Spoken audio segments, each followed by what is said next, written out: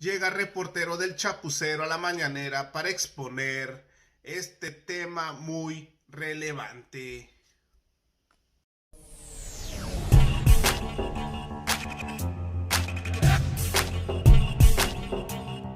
¡Viva México! ¡Viva México!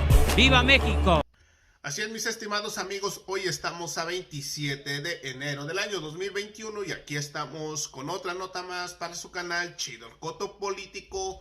Yo soy Ferras TV con otro video para el canal y bueno, el corresponsal del Chapucero no se guardó nada y exhibe a los prianistas en la mañanera, pero ahí no quedó todo, también se habló de otros temas muy importantes de aeropuertos para evitar contagios del virus. Y sin más que decir y sin más que hablar, a continuación les presento el video. Acompáñeme. Muchas gracias. Gracias, buenos días, secretaria. Arturo Pavón, de El Chapucero Network, allá en Tabasco, con Nacho Rodríguez. Muchas gracias. Bueno, para hacer un poquito de contexto rápidamente, es solamente un tema que tiene que ver al final de cuentas con violencia hacia las mujeres. Entre los años 1784 y 1785, por un título virreinal se otorgó a la comunidad otomí cerca de 700 hectáreas para que la trabajaran. Se les reconoció ese derecho en esa época. Posteriormente, en la época de la Revolución, se les quitó y posteriormente se les volvió a entregar en la reforma agraria. Son 700 hectáreas que están en la zona de Jilotepec, es la comunidad bodequín de los otomíes. Lamentablemente, en el 2012, algunos de sus líderes fueron apresados con falsos delitos fabricados con la intención de que cedan esos terrenos a familiares de Enrique Peña Nieto, de su primo, el gobernador actual del Estado de México, de Arturo Montiel y aparte otra parienta que es la que pone esas denuncias. La intención es apoderarse de esos terrenos y convertirlos en un centro turístico, incluso con un campo de golf.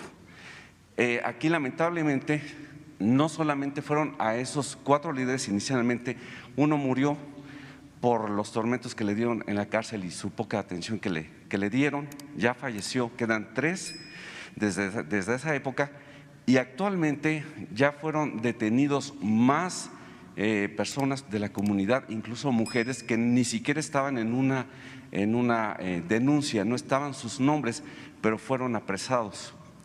Han cumplido un año más, no se les ha sentenciado, ya los testimonios que se habían presentado por los testigos ya dijeron que ellos pues simplemente leyeron unas tarjetas que les pasaron para dar ese testimonio. Entonces, eso es lo que quería exponerle. ¿Qué se puede hacer al respecto? Gracias.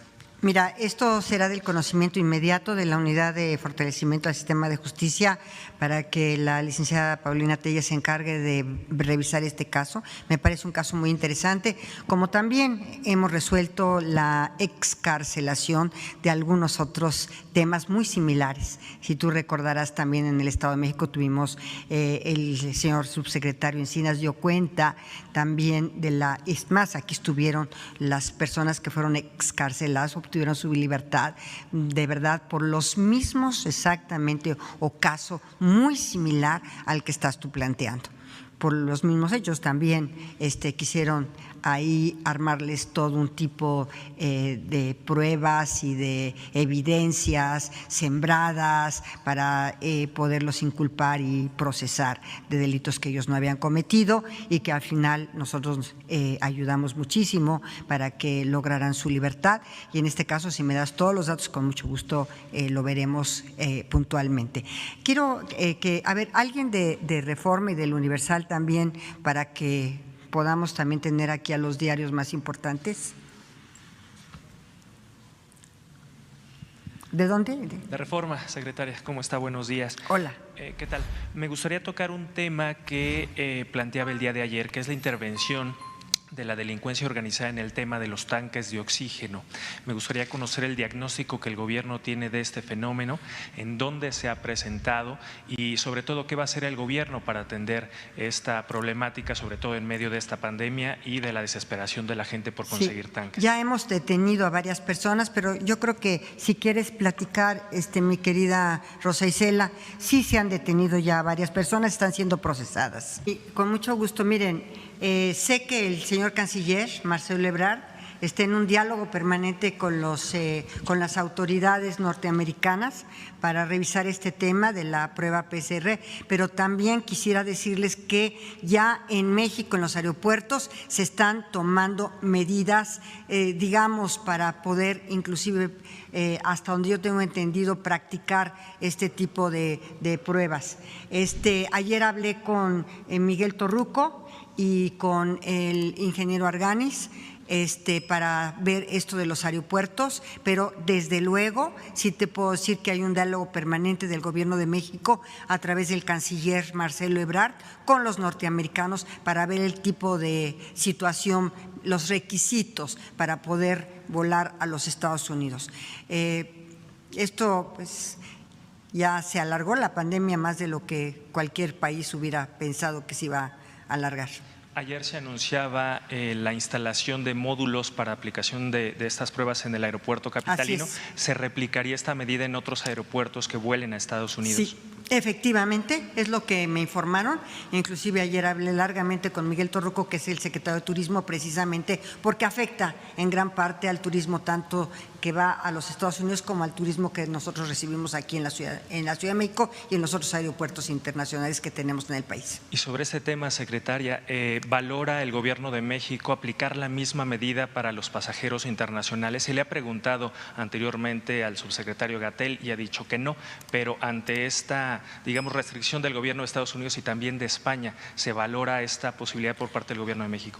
Mira, yo creo que este es un tema que corresponde a dos secretarías muy claramente, a la Secretaría de Relaciones Exteriores y a la Secretaría de Salud y también a la Secretaría de Turismo, pero básicamente la Secretaría de Salud y desde luego a la Secretaría de Comunicaciones y Transportes, porque finalmente son las instalaciones de los aeropuertos.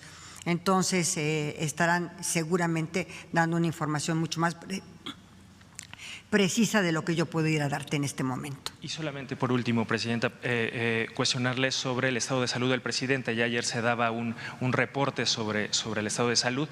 Sin embargo, conocer si en estas últimas horas sigue estable, sigue de la misma manera y atendiéndose en Palacio. El presidente está estable, está bien, pero desde luego el vocero oficial para dar a conocer el tema de salud del presidente es el doctor Alcocer y el doctor Hugo López Gatell. Gracias. Adelante y después hasta allá la chica de… Secretarias, buenos días, buenos días.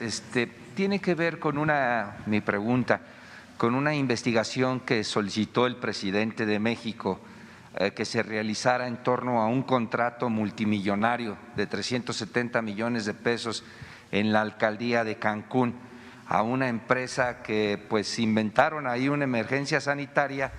Y mientras se está realizando esta investigación, pues ya hay un juez federal, ya falló en contra, también echó atrás este contrato multimillonario en esta alcaldía.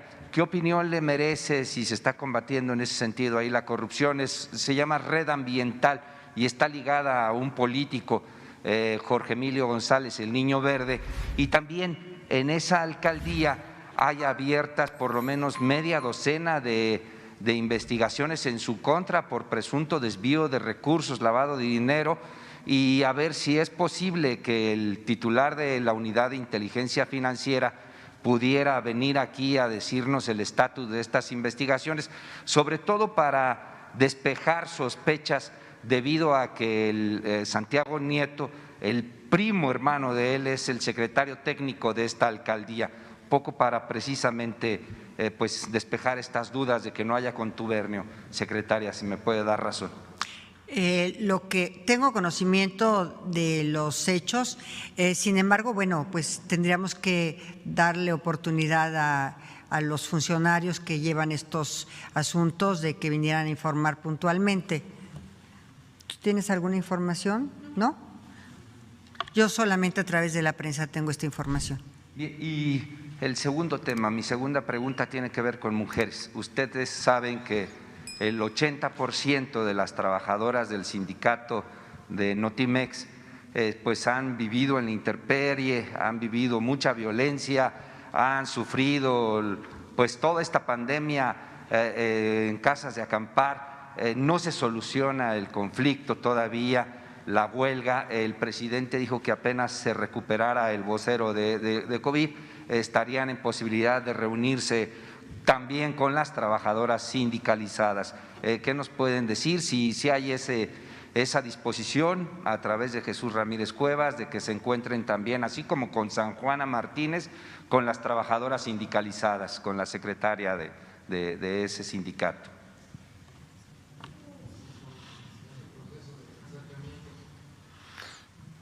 Va a haber un proceso de acercamiento seguramente, o ya hay, ¿no? Sí, hay un proceso de acercamiento, estamos viendo las propuestas. Se informará en su momento cuando ya las partes estén de un acuerdo, porque ahora estamos en ver qué condiciones se da ese acuerdo. Está en proceso el acuerdo y sí te puedo decir que cuando hay un problema, cuando hay un conflicto, y yo como juzgadora de 25 años te lo puedo decir, siempre hay que escuchar a las dos partes, hay que atender a las dos partes y hay que resolver el conflicto a través de una construcción de acuerdos. Entonces vamos a caminar sobre esto y desde luego escuchando sin duda siempre a las dos partes, porque siempre las dos partes tienen algo que decir y algo que proponer y algo que aportar y algo de qué quejarse y agraviarse.